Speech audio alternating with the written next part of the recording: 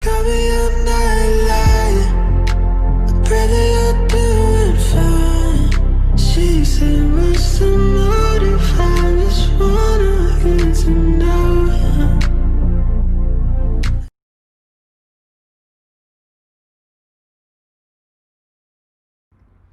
Chapter 17 in part 1 is about electric charge, conductor and insulator and Coulomb law, and in part 2 all about electric field, the lines of the electric field and Gauss law, which quantify the flux of the electric field. You're familiar with lightning and thundering, static electricity, electric discharge to the ground through this ionized air. You're also familiar when you have a plastic comb and you comb your hair. Yes, try it at home. You could attract a thin stream of water. So basically here there is a force that is attractive. Or when you're walking on a carpet and you get zapped by this static electricity, all electrical phenomena to study in this chapter. Where electricity come from? From the Latin, look at this word, electricus, that means like amber. You mean amber, the one that is a fossilized sap from ancient tree in jewelry? Yes, here I have it, gold and a little bit of amber. I put it on just for you. Amber, long time ago, even before Christ, was studied by the Greek because it attract hair and other things. But if attract, again, there are forces of attraction or repulsion, depends on what we are doing. These electrical forces, quick recall, are going to be called F. They are vectors, so we are going to put an arrow on top. Vector means they have a magnitude and a direction. They point toward something. Same for electric field, from now on capital E with the vector on top.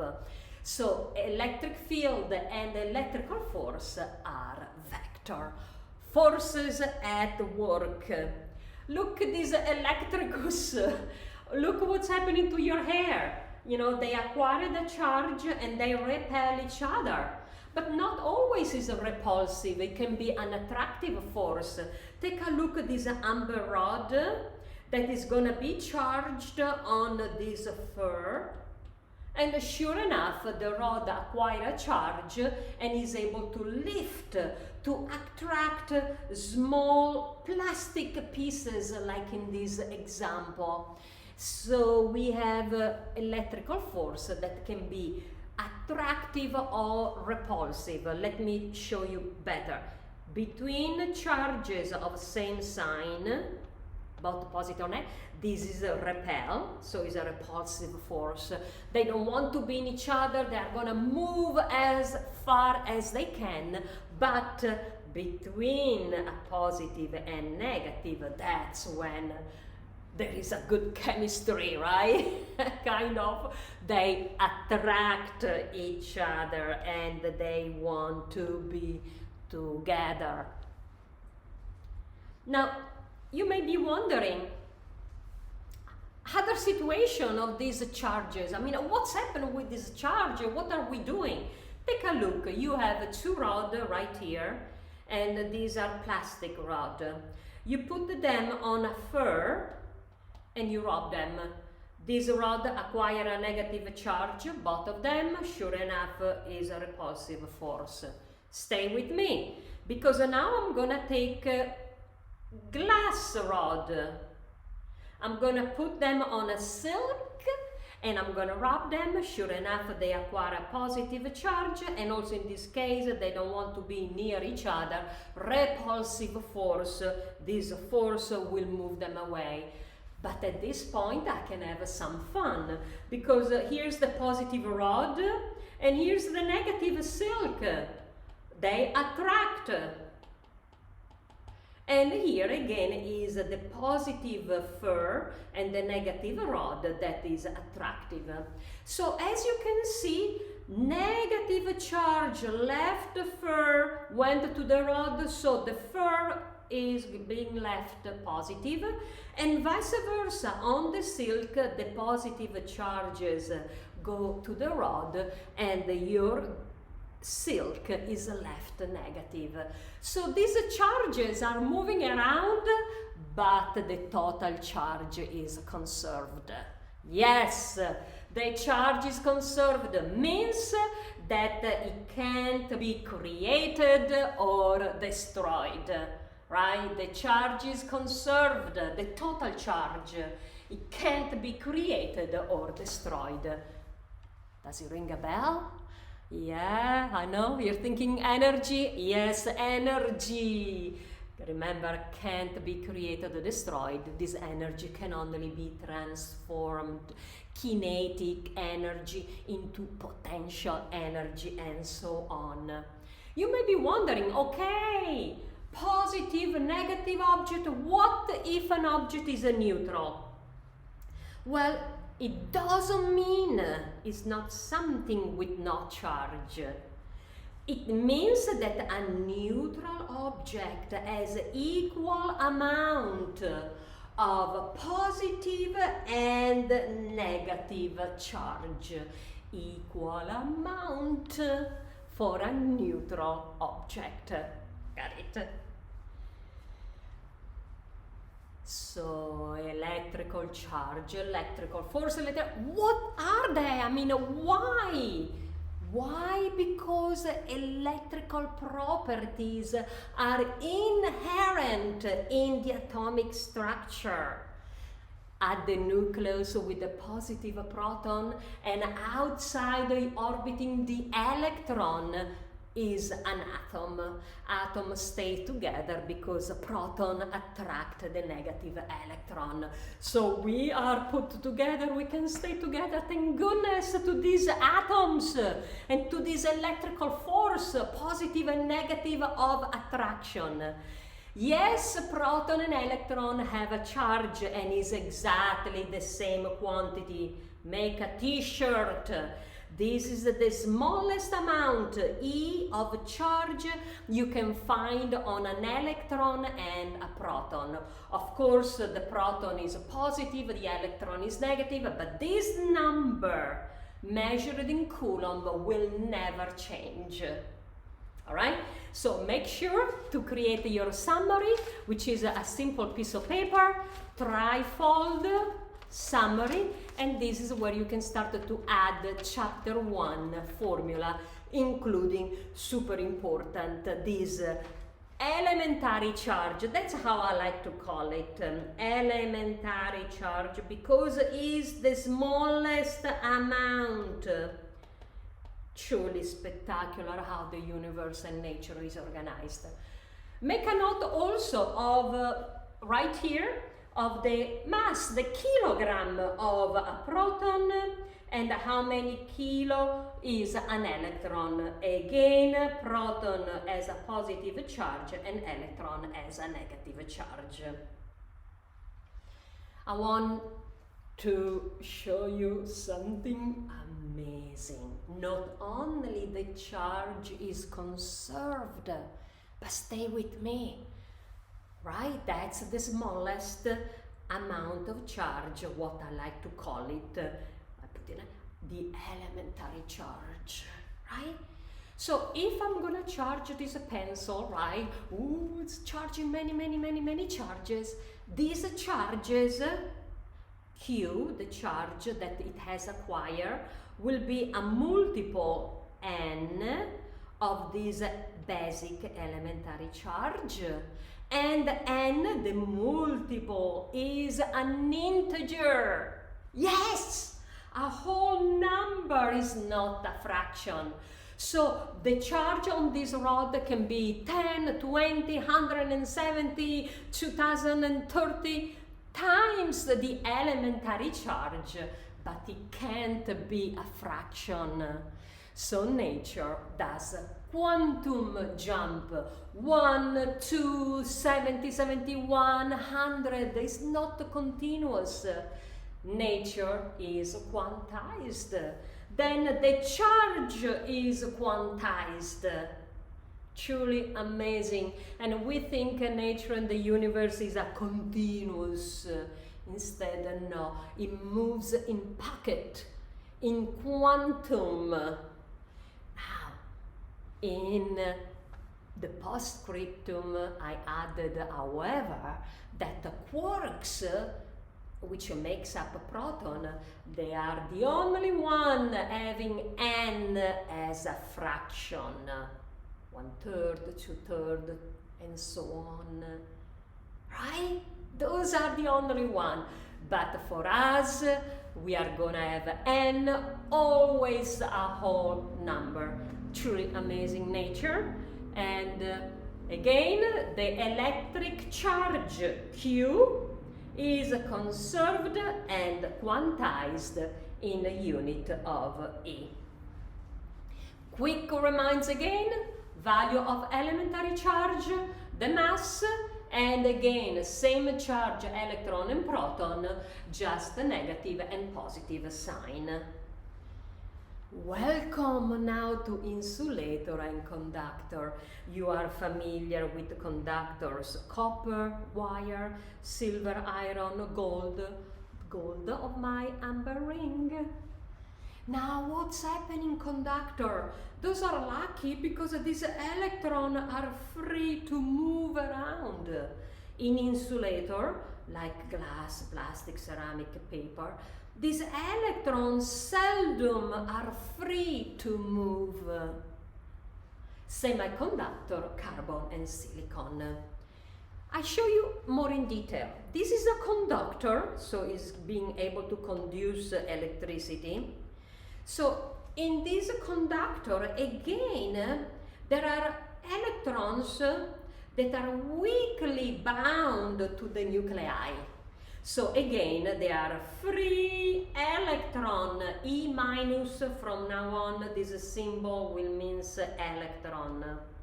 And P plus will means proton, by the way, okay? This is a postscriptum, PS.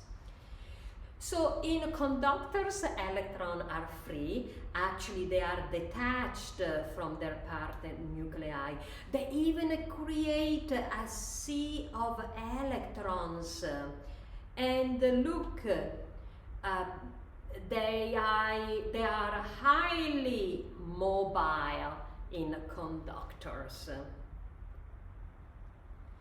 In insulator, remember here, these electrons are not free electrons because they are tightly bound to the positive nuclei where the proton is. So charging an insulator, it creates a patch of molecular ions which can't also move.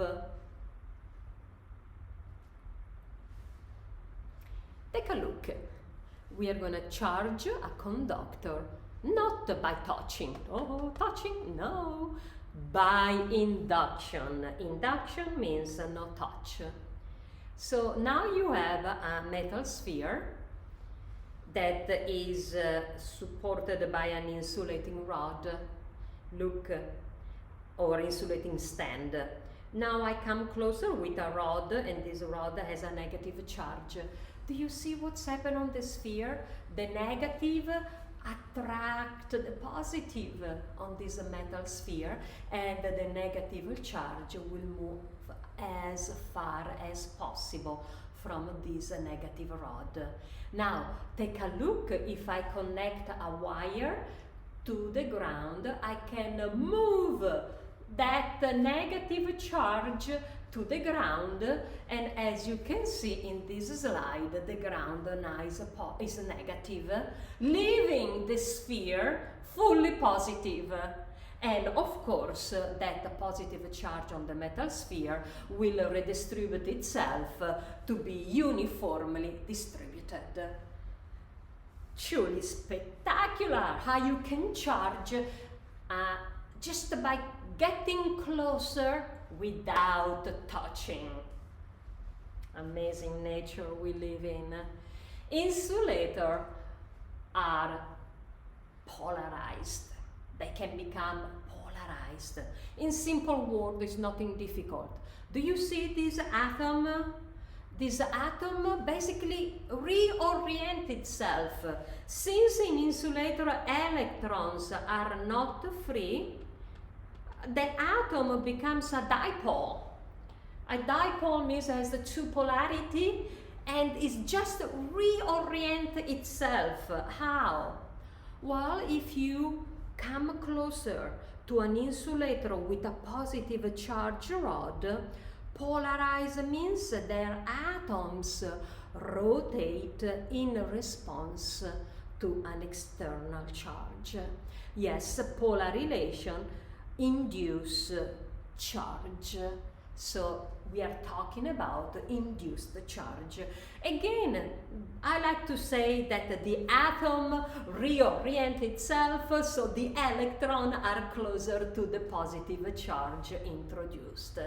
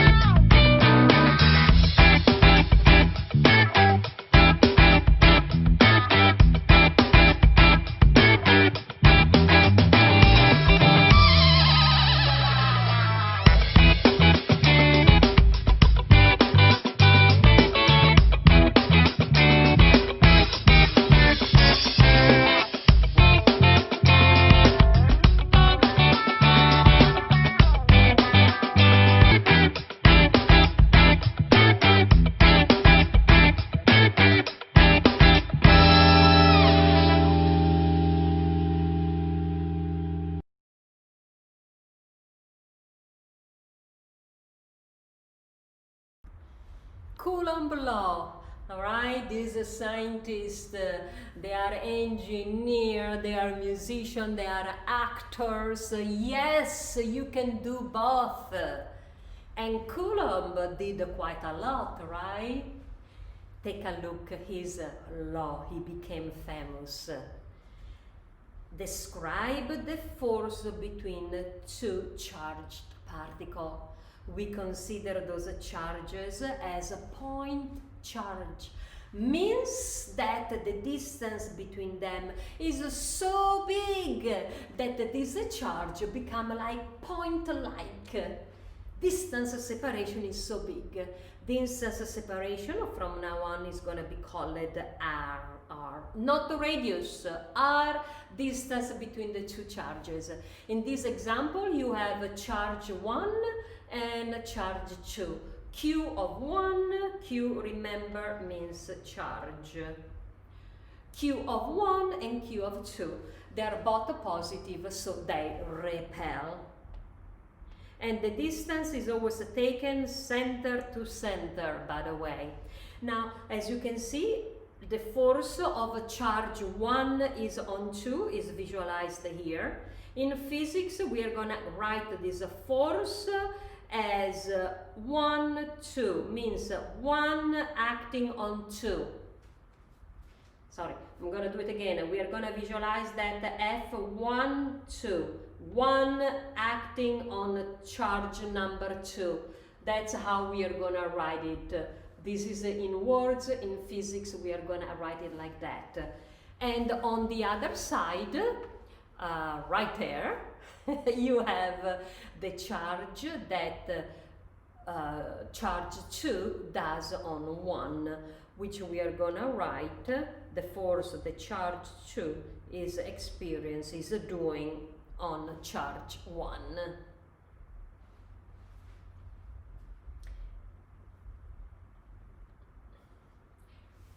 There are a few other things I want to mention to you. Again, quick recall. Charge 1 positive, charge 2 positive are distance separation. F21 means force is a vector, charge 1 onto charge 2.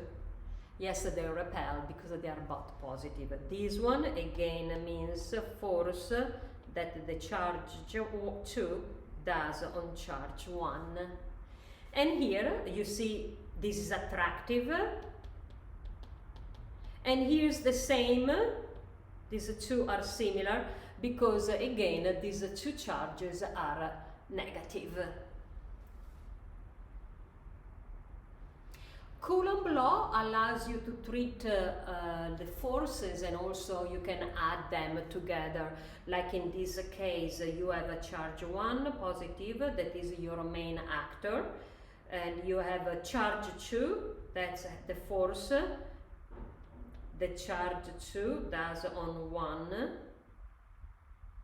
This one is the force the charge 4 does on 1. And this one will be the charge that 3 does on 1, which is the main actor. And you can add forces as a vector. If you don't remember how, don't worry, here a quick recall. Remember, a vector A or a force F will have a component A of x and A of y, which depending on which angle you pick, you can quantify A of x component and A of y with the cosine or sine. Cosine adjacent angle, sine opposite angle. If I ask for the magnitude, is the square root, right? And the direction, I like to write it down, is the inverse of the tangent. All right, is an inverse of the tangent. So the direction, I like to write it down, theta, the angle, is the inverse of the tangent of the vertical over horizontal. Or you can leave it like that.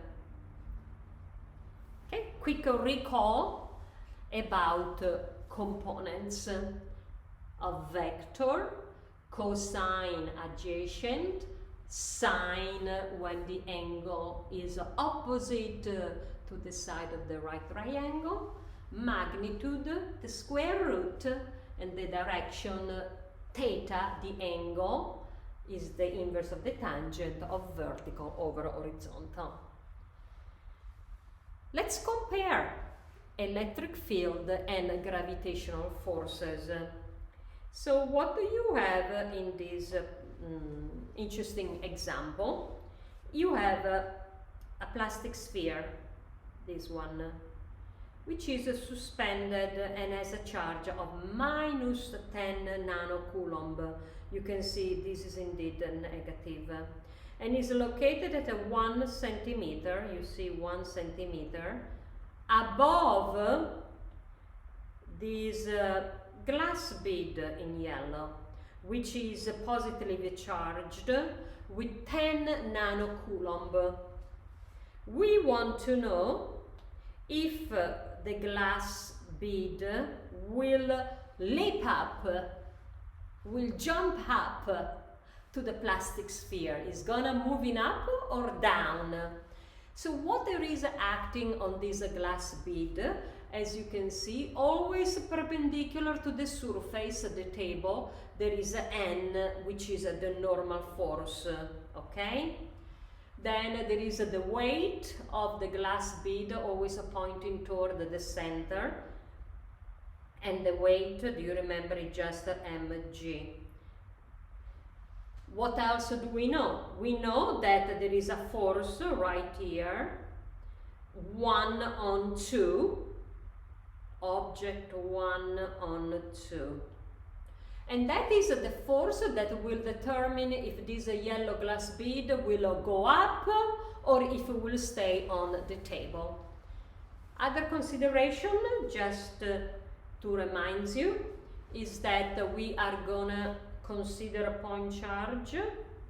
The distance is center to center. There is an attractive electric force. Why attractive? Because one is a negative and the other one is a positive, so we know it's attractive. And we need to understand that negative and positive, they attract, but the yellow glass bead will be able to leap upward, yes or no? Let's find it out. Actually, I want to also mention about the normal force. Let me do a consideration. So normal force is always perpendicular to the surface n, 90 degrees. Look, if the surface is at an angle, doesn't matter. This is n, your normal force. Okay? Normal force goes wherever goes the surface. So remember, plastic sphere, glass bead, and that's the free body diagram. We have three forces: normal force, the force of attraction pointing up because one is positive, the other negative, and weight down toward the center of Earth. So two conditions: the glass bead will rise if this force is stronger than the weight, right? If this force is stronger, will lift up the glass bead. But if that force is less than the weight, then the glass bead will stay on the table. You know Coulomb law, you know how to plug in all the value and do so. So look at this value of this force, and then I'm gonna compute the weight, and look at this value. Which one is higher, the force or the weight, right? Well, the force, definitely, the one in blue exceeded the weight by a factor of 60. So this is the winner. So indeed, the glass bead, the yellow glass bead right here, will leap up and move toward the other object. And by the way, this is a real example, and I wrote it here. It happened in reality. If the sphere are less than 2 millimeters, you can try this home too. Quick recall, go in Canvas, click Mastering, click Study Area on the menu, on the vertical menu, and do those video tutor example. Those are video with a different tutor. Perfect accent means no accent, neutral. So take a look to that video and enjoy the gravity of a hydrogen atom. I love adding forces, love, love, love, adding vector as forces and accelerating an electron. These are all very important for you to do, and I see you in a few in the practice together with the end of chapter problem. Stay tuned.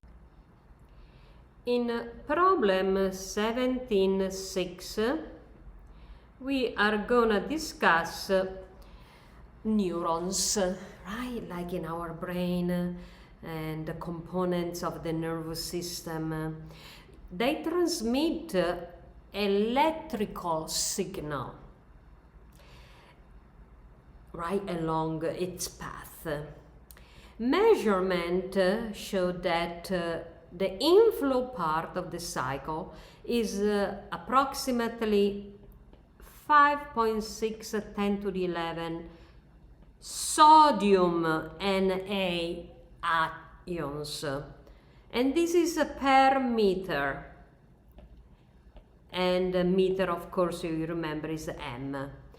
Each has a charge, which is the elementary charge plus E. Again, is the elementary charge.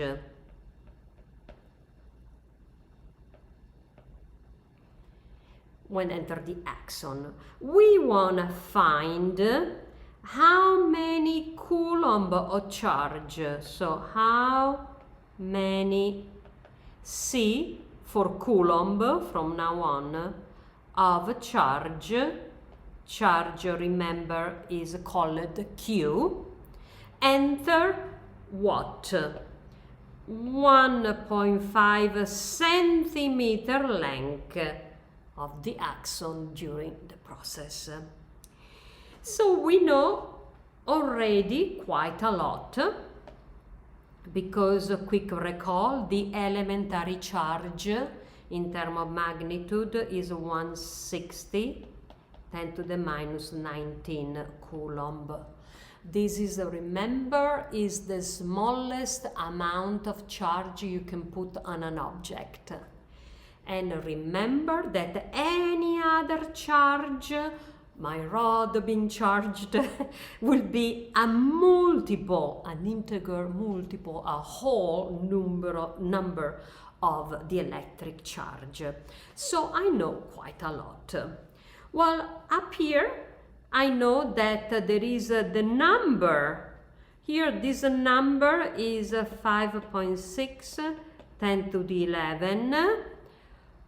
Per meter means over meter, and this number is propagated over the length of 1.5 centimeter. You don't like centimeter, right? You don't want to use a centimeter, you want to use meter. So 1.5 centimeter will be 1.5 10 to the minus 2 meter. So the number of ions along that length, it's very easy to compute.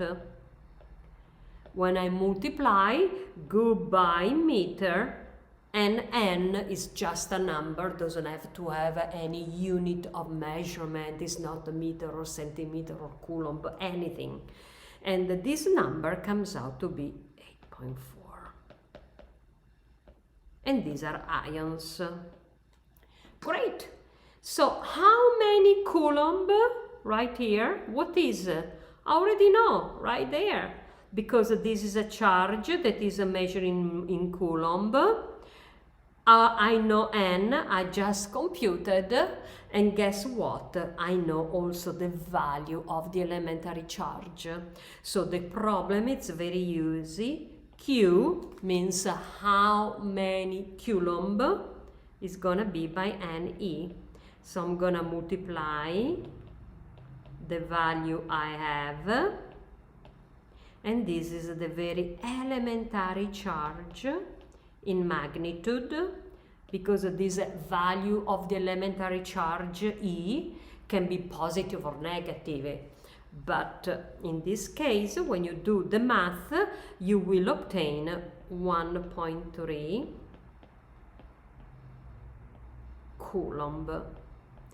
Quick recall is that 10 to the minus 9 means nano. And from now on is just a small n. So I'm gonna conclude by saying it's gonna be 1.3 nano coulomb. Frame it. Problem 1714. You have problem 1714. You have two small spheres, and they are made of plastic Each has a positive electric charge. They are 15 centimeters apart, and since these two spheres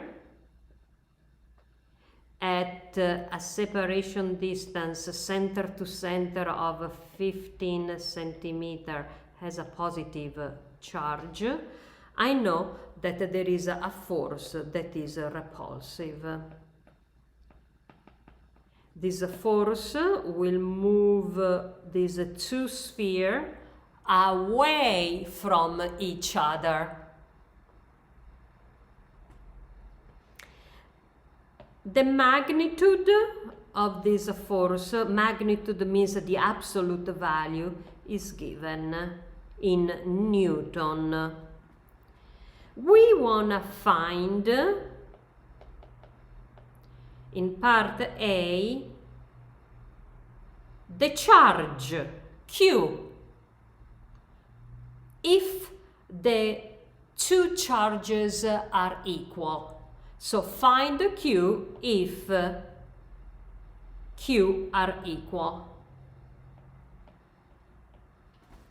So what does it mean? I'm gonna call this charge up here, maybe Q1 and Q2, but the condition here is that charge 1 equal charge 2. How about if I call it, generally speaking, Q? I know Coulomb law.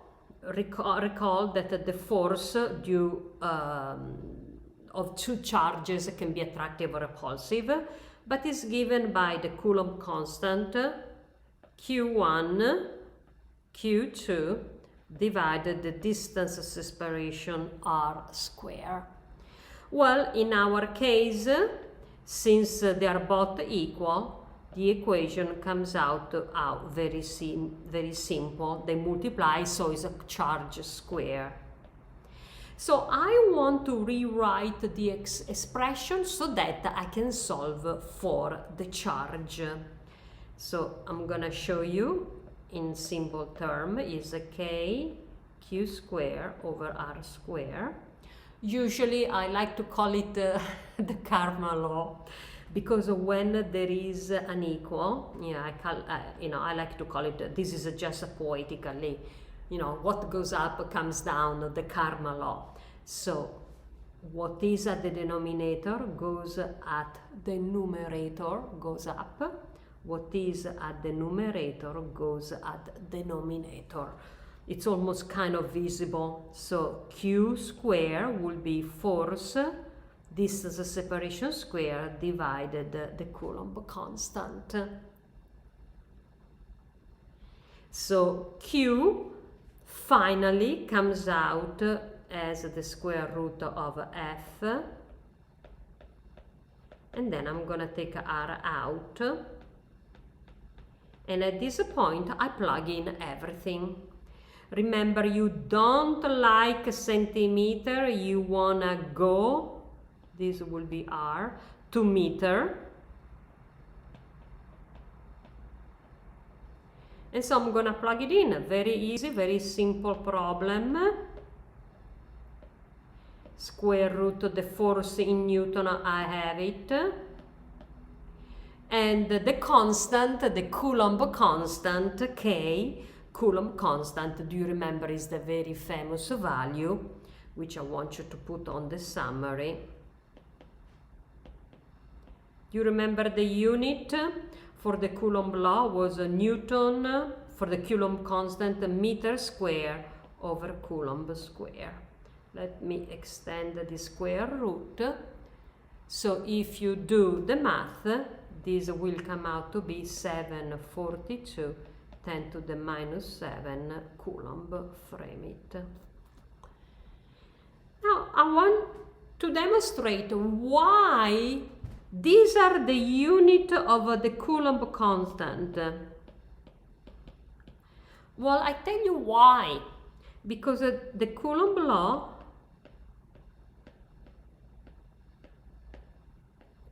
says that the force is measured in Newton, and we put the unit of measure always in square bracket. Here is a coulomb, this is another coulomb, and the distance of separation is in meter, but has to be square. So you can treat this unit of measure really like algebra. So as you can see, the unit for K are indeed Newton, right? Meter square goes at the numerator, divided Coulomb multiply Coulomb right here, become over Coulomb square. And these are the unit of the Coulomb constant. So we added a little bit of theory in this problem. Let's continue with part B, which wants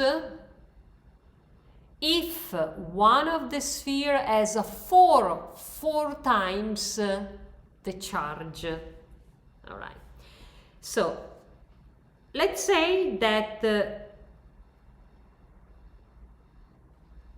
Q of 2 has 4 times Q of 1. What will happen? Well, let's see. Coulomb law, it will be given by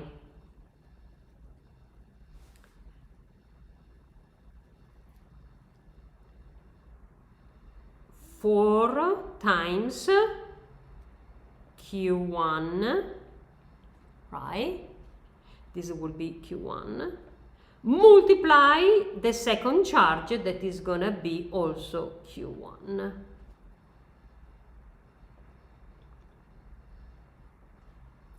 Divided the distance separation, Q1 and Q2. Actually, I wrote them vice versa, but it's the same. So this will be Q1 and this will be Q2.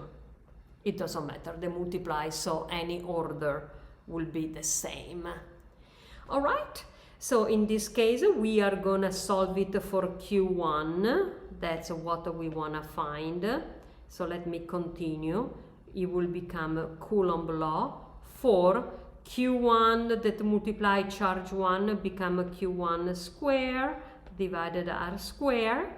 So Q1 will be 1/2 R, the square root of force divided Coulomb law. And in this case, again, if you plug everything in, and we have everything, you will obtain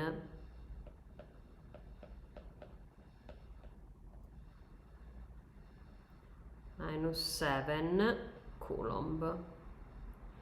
But this is not your final answer. Why? Because we want to find now Q2, which is 4 times Q1. So really your final answer is 4 times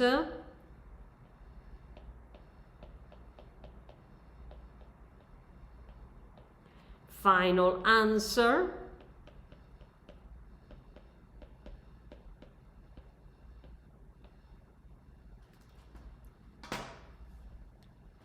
all right. So if you want I can clean it up a little bit more, but I think perhaps you got it. But yeah, let me do things so more clean. All right. So here I did a Q1, and this is a Q2. Okay. This one is Q2, and this is a Q1. And then once I obtain a Q1, I'm gonna plug it right there, because this is a condition from the problem. Interesting problem on Coulomb law. It says that if 2 electrons are each 1.5 10 to the minus 10 meter away from a proton, in this configuration, take a look at the configuration, all right?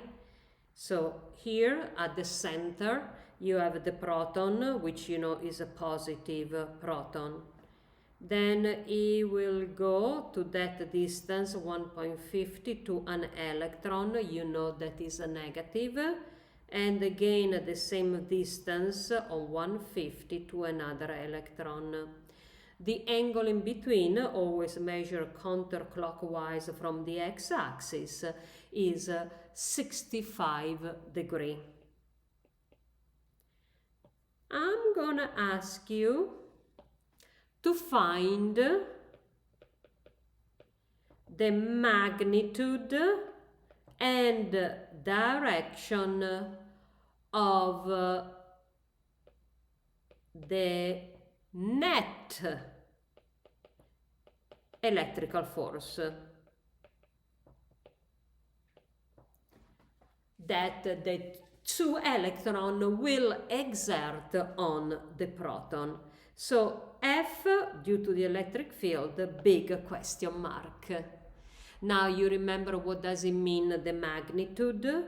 Quick recall, magnitude is always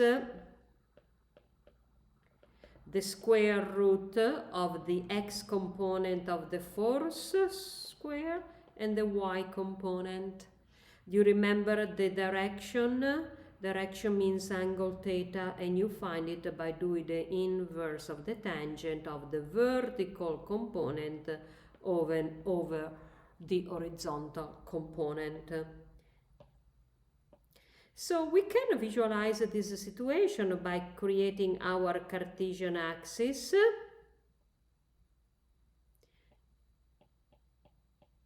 And noticing something very important. The electron charge is the very famous negative sign, famous elementary charge, right? The basic. That's the charge in Coulomb for the two electron, and for the proton is gonna be positive. But same elementary charge as we discussed in the theory. Basically, this is the elementary charge, this is the elementary charge, but in absolute value, except for the sign, they are exactly the same. Pretty interesting.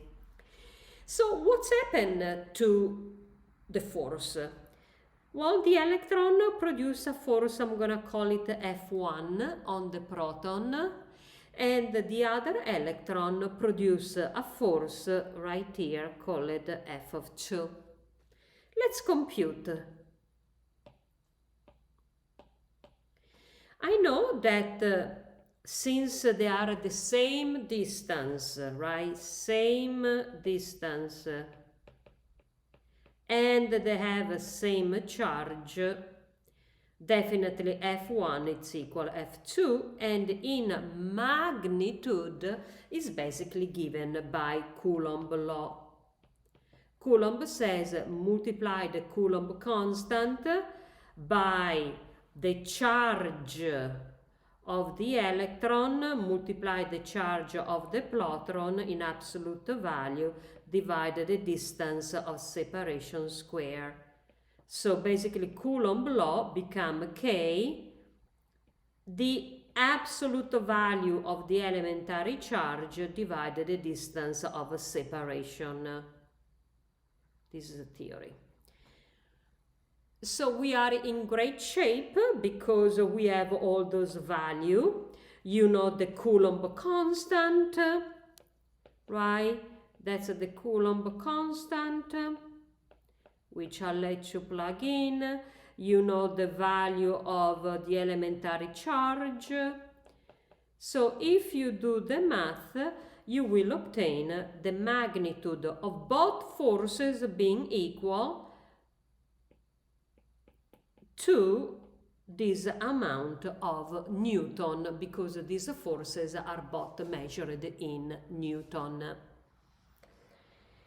At this point, as you can see, there is an angle. We are going to do the components. The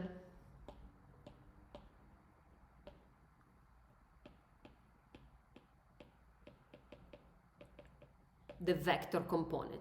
For F1 on the x-axis, what is that magnitude? Well, I just computed. This is in blue, is gonna be exactly that value, right? This heart shape. So I'm gonna say 1, 0, 2, 3, 10 to the minus 8 Newton.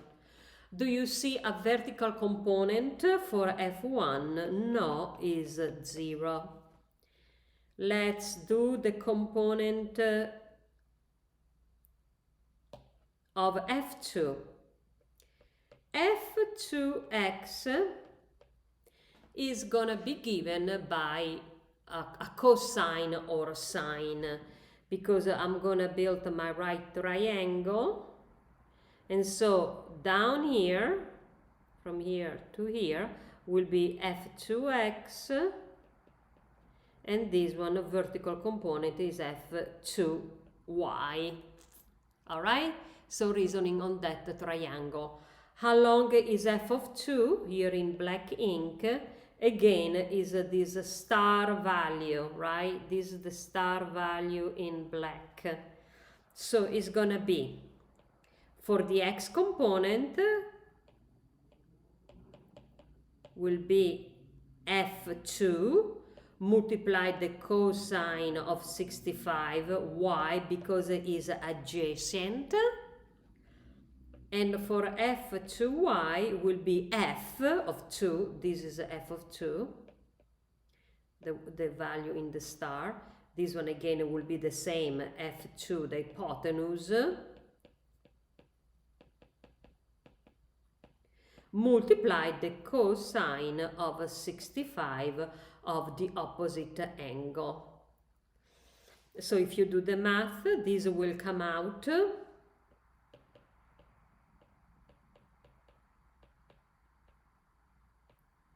and this one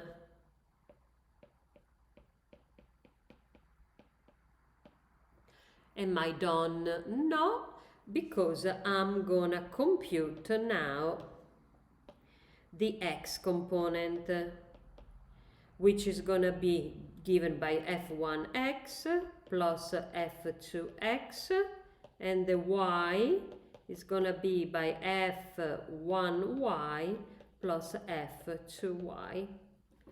Basically, you plug in everything you have, this one, and this one, this one, and this one, and you will obtain for the x component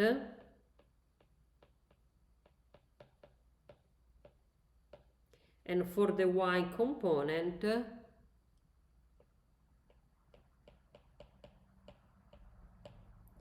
at this point, you know that the force net is the square root of f of x plus f of y component.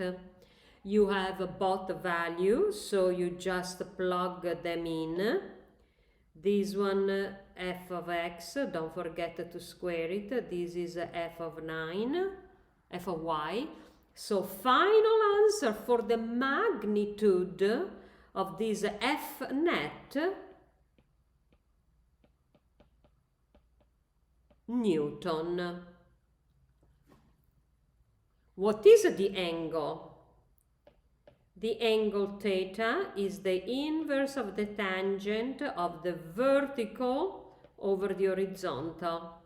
So again, you take that value, this value, vertical over horizontal, you plug in the inverse of the tangent, you will obtain an angle of 32.4 degrees. And I want to plot the f net and the angle, the one in blue ink. Okay, so here's how it works. I'm gonna create my parallel, and the hypotenuse right here in blue.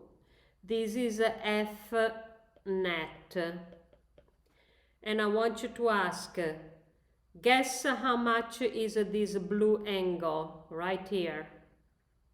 Right here. Yes, we just computed is 32.4. All right, hope you enjoyed. Classical problem, standard, practice, because physics is like going to the gym.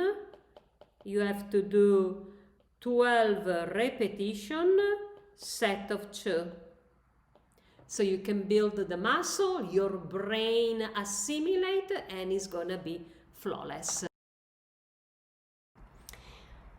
So far we practice the charges quantized equation, we practice Coulomb law.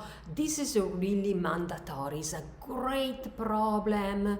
I really like it a lot, very important. Please practice, I'm gonna go slow, it's mandatory and fundamental. Really can't even stress how important it is. Because what we have are 2 electrons, each are this distance from a proton. Here the proton, P, that's the proton, that you know the proton is always positive. Instead the electron are negative. So proton means the elementary charge is positive, and the electron means the value of the elementary charge is negative. What is that elementary charge? Is the smallest amount of charge we have in nature. And this super tiny amount of Coulomb can be positive or negative. What we want to find is the magnitude and direction of the force due to the electric field that is gonna be net. So the net electrical force of the electric field, the net, question mark. You do recall that the magnitude of a vector was given by the square root of the x component plus the y component. And the direction, which was the angle, right, was given by the angle theta, which is computed by inverse of the tangent of the vertical component over the horizontal. So a lot of important data. Perhaps I'm gonna put it on the test because I'm so excited, and something similar to this one could be a good idea. Could be a good idea. Let me think about that. But this is really mandatory, is the classic physics. So let's visualize this scenario and situation a little bit better with the Cartesian axis, positive x and y pointing this way. Here you have the proton positive. Here you have an electron that is negative.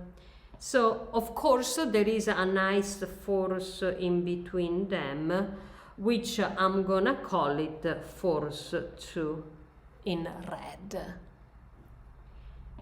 There is another electron right here, negative, which I'm gonna visualize its force.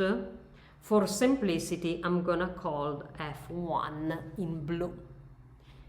The angle is 65.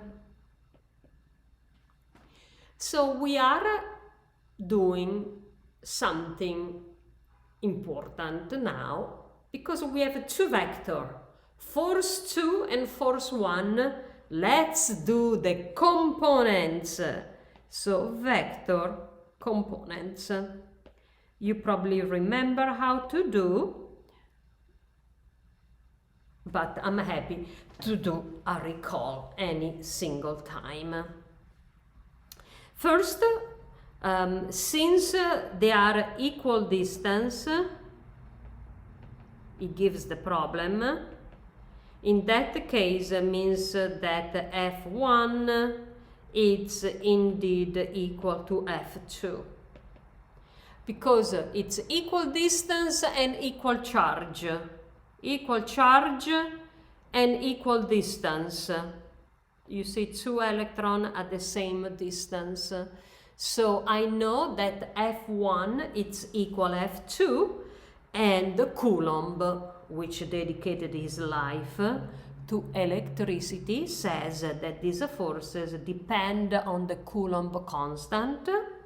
Is going to be the absolute value for both charges divided the distance separation. You can write it down like that, or perhaps even like this one. It doesn't matter, it's going to be exactly the same. All right, I'm going to continue and plug in the value for Coulomb law. We derived the unit Newton meter square over Coulomb square. Now, I know how much is the value of this charge. Is the elementary charge. So I'm going to put the value of the elementary charge here, the one I put in red, the very famous, the smallest amount. Since there are 2, they multiply and they become square, divided the distance separation. Remember, you want to go to meter, distance of separation in meter. And by the way, I see it all the time, a student forget to square, you see? So if you do all the math, the magnitude, just magnitude, the numerical value of this force comes out to be this amount of Newton. And I always encourage you to use your calculator, because the more you use it, the faster you become and more confident. You become more self-confident. So now I know the magnitude, right, of force 1 and force 2, the one I put in red and blue, the magnitude. Now I have to do the components. So I'm going, because I want to do the magnitude and also the direction. So let's compute. Let's work toward computing the net force. Basically, the force of the electric field total, which is due to force 2 and force 1. So yes, you have to do the components, vector components. Let's work on F1. F1 on the x-axis, I know, it's right here, star, is that value right there. I computed this value. Is on the x-axis, there is no angle, there is nothing I can do. Is 1.23 10 to the minus 8 Newton. F1 on the y is 0, there is no vertical component. F2, it's more interesting, more fun to do. Why? Because F2, remember, is at an angle. Let me do a quick recall. F of 2, this is the angle of 65. So let me show you the component. This is the x component, F2 on the x-axis. So F2 on the axis is going to be F2 cosine of 65, right?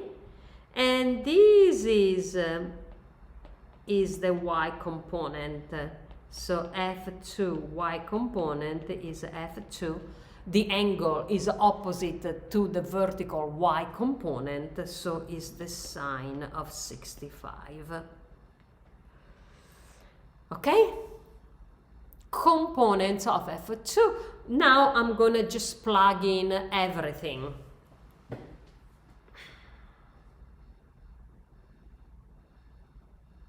The value of F2 is the one that is in the star. So I'm gonna write it down again.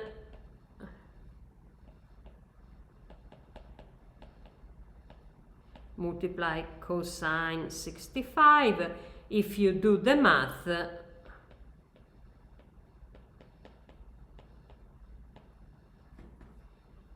and again, please notice here, it says it, you see, F1, F2 is this value, which I'm gonna bring it over here, okay?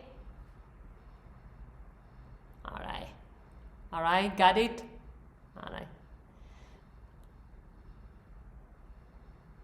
All right, so here the final answer for this force. Oh, I already got it. Here's gonna be the same, but I'm gonna do the sine of 65.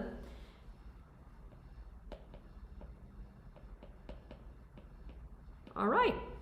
At this point, I'm in great shape because finally F net, it's easy to compute. Why? Because F net on the x-axis will be given by 1x plus 2x. F net on the y will be by f1x y, plus f2y. So I have all the value. Again, this one is f1x and this is f1y. You just plug it in. This is f2x and this one is f2y. Okay, so when you plug in and you do all the algebra, I'm gonna skip. I'm gonna continue here. You will obtain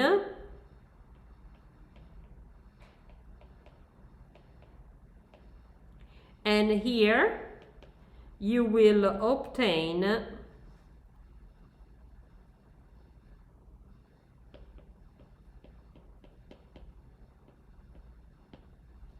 at this point we are in great shape because finally, you remember the theory I delivered, the magnitude is the square root. The magnitude of F net will be the square root of the x component net plus F net y component. Let's do it. Don't forget to square it right there, plus this value.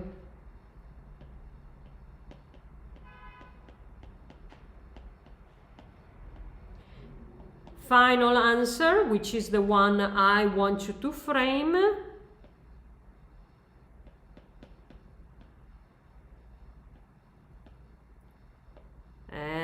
Problem almost done. That's the magnitude of the net force. What is the direction? Is the inverse of the tangent of the vertical component F net vertical over F net x component. So basically is this value, the heart value, over the star value. Okay, this is the star and this is the heart. So for simplicity and time, I'm gonna go straight to the answer, that is a 32.4 degree frame it. Am I done? Not yet, because I want you to visualize FNet, which I did in black ink. How? You go back here. FNet will be this way. Parallelogram, parallel to F1, parallel to F2. The diagonal in black ink is your FNet. And guess how much is this angle? Yes, you're thinking well, is a 32.4 degree, which is the one we just computed. So now we draw, and this is the execution. Energy, physics, underpinning galaxies, planetary nebula.